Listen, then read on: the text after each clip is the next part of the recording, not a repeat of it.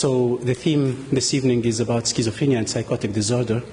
In the last few years, we had only one camera, and now I feel watched by many cameras, and I'm asking whether there are some microchips around to spy on me and all those business, so I'm not on a safe ground here. Okay, so let me start a little bit with some historical points. I think, first of all, the term schizophrenia has been introduced in 1911 by a German-Swiss psychiatrist by the name of Bleuler, who basically put the frame for the clinical syndrome that we are now working on and we call schizophrenia. And basically, he used this term schizophrenia because he was very unhappy about a previous term that was proposed by another very famous psychiatrist by the name of Kraepelin. He's a German psychiatrist. And he identified basically the condition and named it dementia praecox. But he was kind of very unsatisfied with this name because, first of all, it's not a dementia at all. It's not the kind of Alzheimer's disease that we see in older people and affects the cognitive and mental abilities of the people, but rather another form of the disease. And the idea of Bleuler at that time is that probably it's better to characterize the disease, but what is most pertinent from a clinical point of view. And from his clinical observations, he thought that the spalting in German, or the dissociation of the different mental faculties, is the most characteristic feature of this disorder. So that's why he used the term schism, which means splitting, dividing, or discordant, and phren, which means the mind, which means also many other things, but putting these two terms, these two Latin terms together, it gives the term of schizophrenia, meaning that there is a dissociation or discordance in the way people put together their mental capacity to construct the world that they're living in and to have a sense of the reality. So I think the German, but also the French tradition has also put a lot of emphasis in this term, or what we call discordance, which is kind of a lack of synchrony between the feelings, between the different mental capacities. And different also French psychiatrists had the same idea. So in the beginning of the century, this entity has been put forward and named schizophrenia, and we are still using this term. What I might probably add is I think the singular is inappropriate here, and rather than talking about schizophrenia, it's much more appropriate to talk about schizophrenias in plural, because I think that there are probably hundreds of different forms of schizophrenia. In any case, in the clinical practice, when we see patients, there is never one patient that is exactly similar to the other patient. So there is a very big diversity in the clinical manifestation of this syndrome. And I strongly also believe that there is a very big diversity on the origins and the different factors that contribute to the disorder. And that's what makes it a very complex disorder. Now, in this lecture, I will try to take you through what are the major symptoms, and then I will talk a little bit about the treatment, and at the end I will give you one case where I will also try to guide you through how the symptoms present themselves in the beginning of the disorder, how we can recognize them, and what are the different attitudes that the family, that the care system also have towards this condition, and how we can help patients and families who have relatives with psychotic disorder. Now, first of all, I think you hear the term schizophrenia. It's a Latin word. It's a bit complex. And then also you hear about the term psychotic experience or psychotic disorder. What is psychosis? Psychosis is for mental disorder as hyperthermia or fever is for many somatic diseases or bodily diseases. So basically, it's a symptom. It's a manifestation. And the psychotic experience, by definition, is a brain disorder that causes an individual to lose contact with reality during the active stages of the illness. So I think there is one key word there, or two key words. The first one is, it is a brain disorder. I think in the last, I would say, 100 years, we have learned a lot about schizophrenia and about psychotic disorder, and we for sure know that it's not a disease that is caused by magician or by demons or by sorcery and so on and so forth. It's a disease of the brain, and that's one of the firm information that we have now. And the other part is losing contact with reality. Now, if you talk about reality, that's an extremely, difficult thing to define. What is reality? I think it's extremely important to know that our brain, through our mind, gives us the capacity, all of us, to construct reality. It's a very complex operation. It's probably one of the most mind-boggling functions that the brain can accomplish. And basically, like any other organ, the brain can fail in constructing an adaptative reality, that the brain can somehow gives us sometimes realities that are not adaptative. Some people will say it's a false reality. I would prefer to say that it is an alternative reality, but a reality that doesn't really help people to be adapted in the society, to be, to help themselves, and so on and so forth. And that's what makes it a disorder, basically.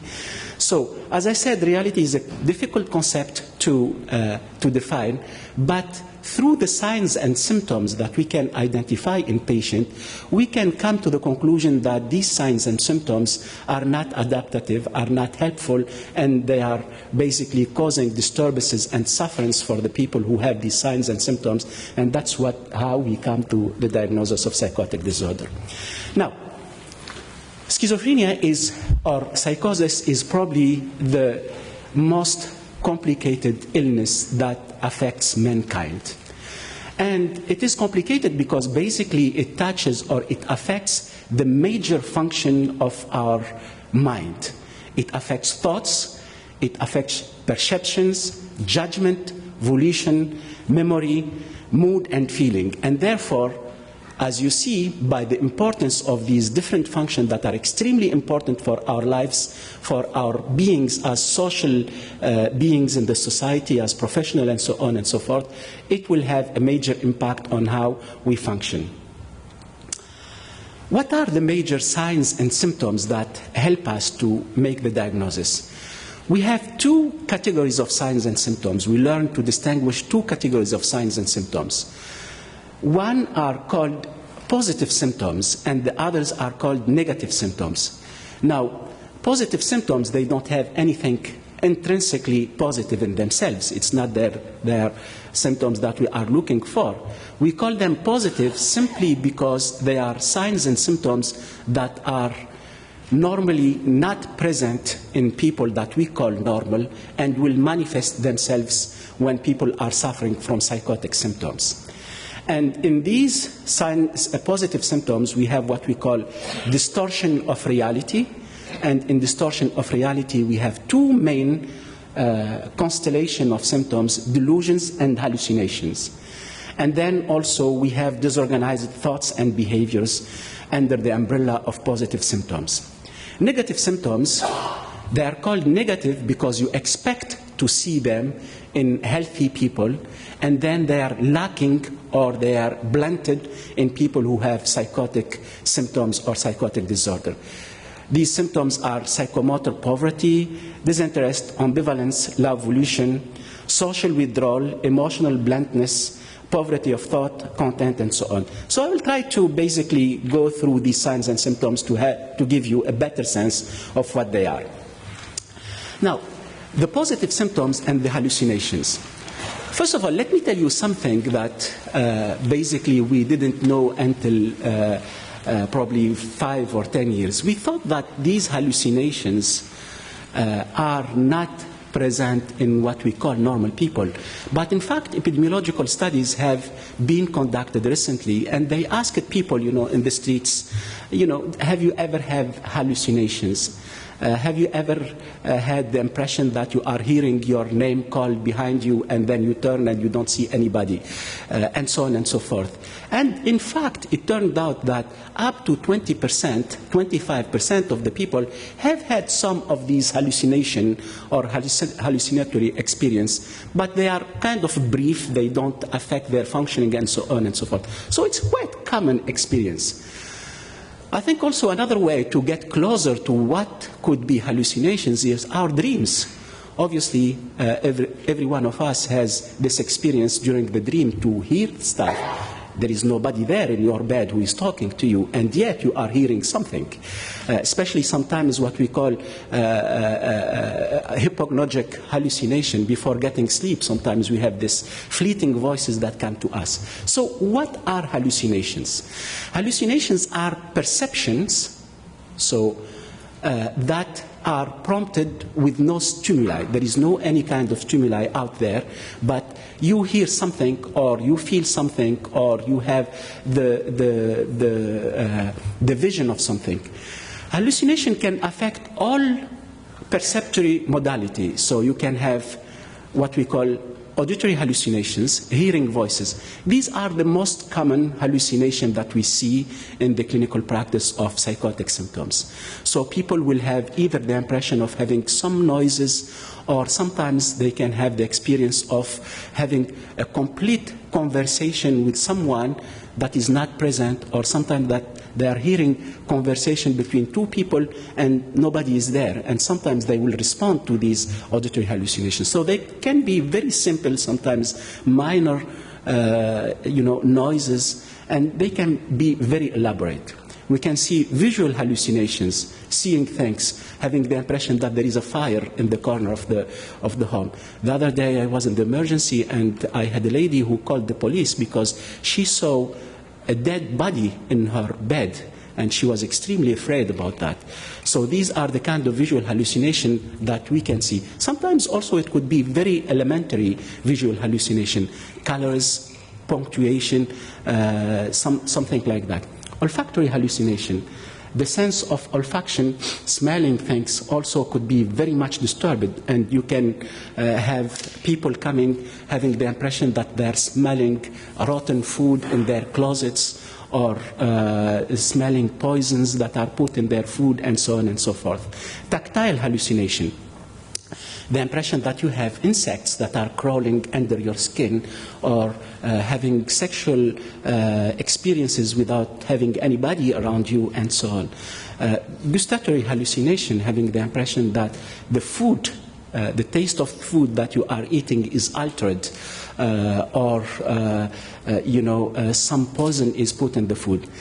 I think I'm giving you a number of hallucination, and you can relate to them, but sometimes we can see very bizarre kind of hallucination. You can have kinesthetic hallucination, sorry for this, basically having the impression that something in your body, inside your body, is moving, or having the impression that your limbs are kind of imposed under some kind of movement.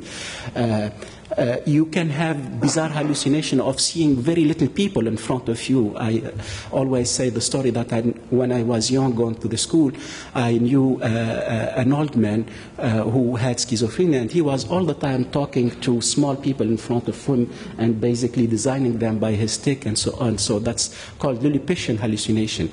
I have seen a young man having the impression that the time is completely altered, and he thought that the time has stopped when he had the age of 9, and then since then he didn't learn anything, although there is complete evidence that's not true, but he had that impression that the time was stopped. So there is a number of extremely complicated hallucination that sometimes people who are suffering from the psychotic symptoms have very hard time to convey to us, basically because they don't have the words to express what they have as an experience. And therefore, what we can do is try to help them to express that and to get closer as much as we can to better understand this very bizarre, very unusual experience.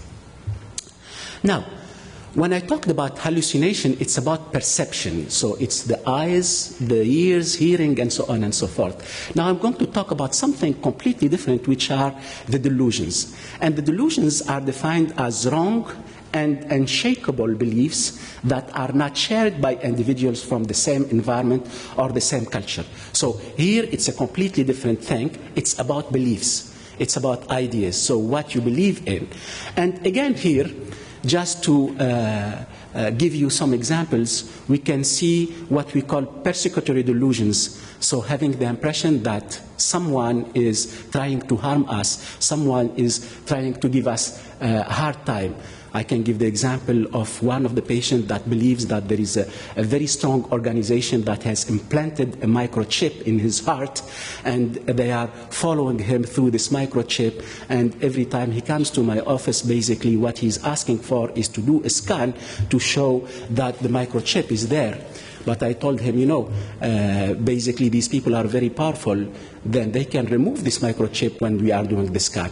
Gave him some kind of insight, yes. But he remained quite convinced because this experience is imposing, it's imposing itself on his mind as his reality.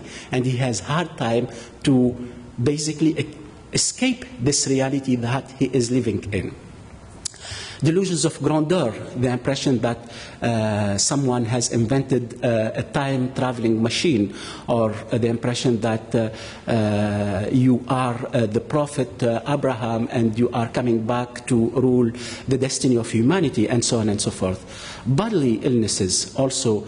People can be convinced that they have HIV. People can be convinced that they lost their memory. People can be convinced that their brain has been transformed into lead, and so on and so forth. All these are also delusional experience or somatic delusions that we can see frequently in the psychotic experience. Religious delusions are also quite frequent.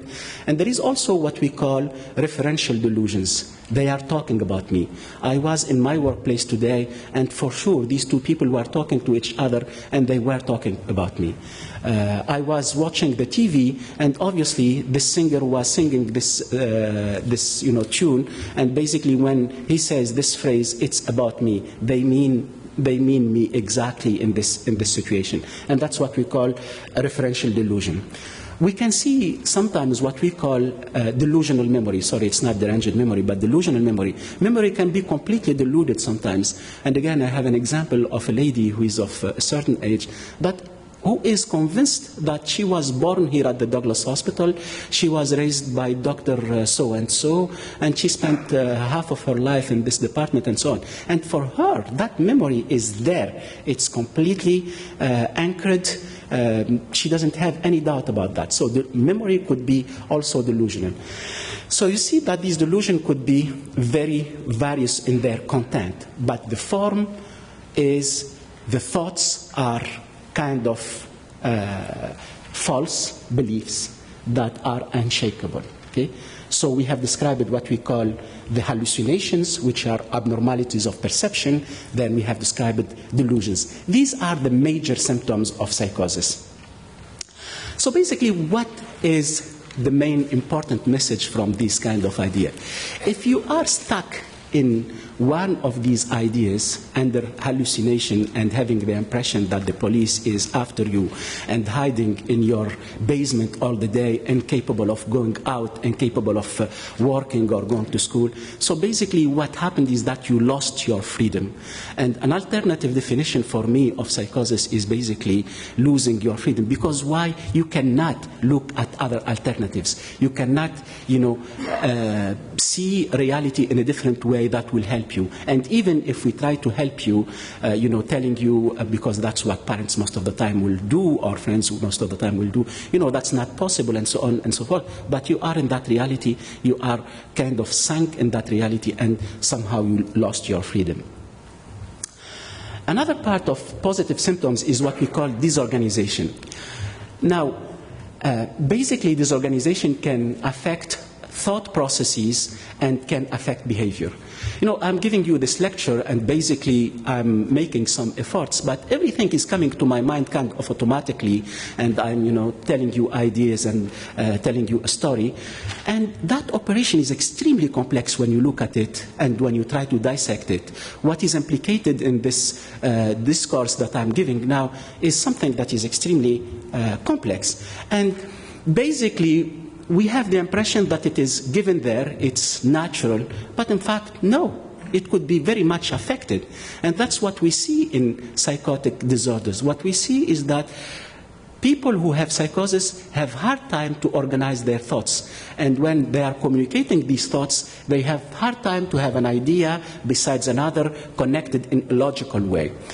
Sometimes, you know, you see that the ideas are drifting from one place to another without any connection. And then after 10 minutes, you ask the patient, what did I ask you to answer me all these things, you know? And the patient is incapable of finding back what was the question. So that's what we call loosening of association. Sometimes it could be that, yes, he will answer the question, but after going here and there and here and there, and then he comes to the answer. That's the tangentiality. And so on and so forth. There are many forms of thought disorder that we can describe.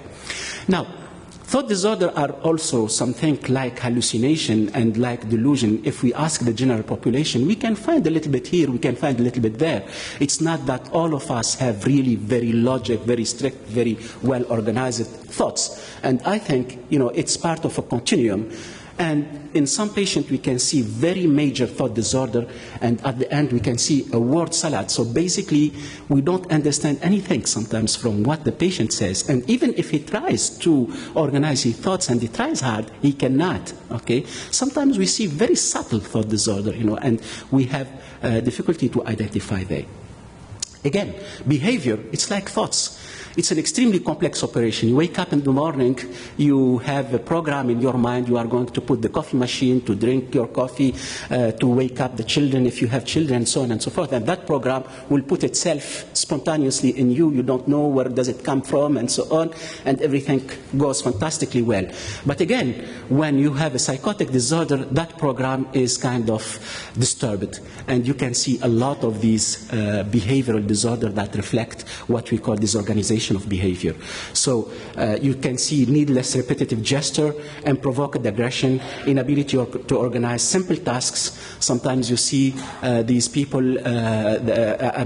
some of the patients who are having this hoarding behavior, accumulating stuff in their rooms. You know, it could be different things without any utility, inappropriate facial expression and mannerism. These are also part of what we call disorganized behavior. Now, I finished with the positive symptoms.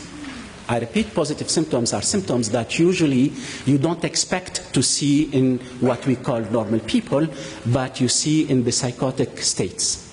Now, we are going to go to what we call the negative symptoms. The negative symptoms are a reflection of a defect in normal function that normally we expect to see in people who don't have psychosis. The first one, or just a mnemonic to help you, the 4 A's, alogia, which is a reduction in the production of thoughts and therefore a reduction of how much people speak. You ask questions and all the answers that you get is yes, no. You can spend a lot of time, but you have the impression that there is nothing coming in terms of ideation.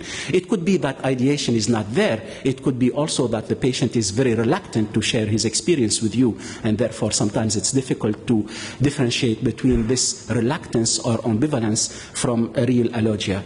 Another term which is a little bit savant, atimormia, I would say it in French much easier, atimormie. So it's a blunted or limited affect, decreased range of emotion. Again, I always talk about what is the normal situation. If you are in a social situation, you will be interacting with your friends, laughing, smiling, crying, eventually expressing sadness, expressing surprise, expressing every kind of emotion. So you have a normal range of emotion, and then you express it appropriately depending on the situation. But what we can see in psychotic disorder is this blunted or limited affect, and you spend some time with the patient and you don't see him smiling, or sometimes you see him expressing very tragic, very unhappy events and smiling in the same time. So these are also discordance in the expression of thoughts and affection. Ambivalence. Ambivalence is a reflection of the difficulty of a patient to engage in action. Every action that we do is a decision-making and engaging in that. And sometimes this capacity of engaging in action is kind of suspended. Do I do? Don't I do? Do I do? And the person is kind of stuck in this position, and that's ambivalence. Okay, not capable of taking the decision. Sometimes this ambivalence can go to very strong extremes, and we see that in what we call catatonia, which is a severe form of psychotic disorder that we don't see very much now. And basically, catatonia manifests itself by perseveration in position. So you see that patient who is in this position and he can stay like that for hours and hours. There is what we call the pillow symptom. So the patient is lying in his bed with the pillow underneath his head, and you withdraw the pillow and the head remains in that position. So not capable of taking that, even the decision to lie the head down. So I say this is kind of extreme clinical picture that we've seen in some situations, but they're extremely rare. Asociality, again here, human beings are social creatures. We love to be with other people. We love to communicate. We love to have friends. We love to have a boyfriend, a girlfriend, and so on and so forth. But sometimes that capacity, that desire to socialize disappears or is much less present in people who are suffering from psychotic symptoms. So you have a young man who was going out, who was social, and so on and so forth, and all of a sudden he doesn't answer the telephone, he doesn't go out, and so on, and that's also could be indicative of a psychotic experience.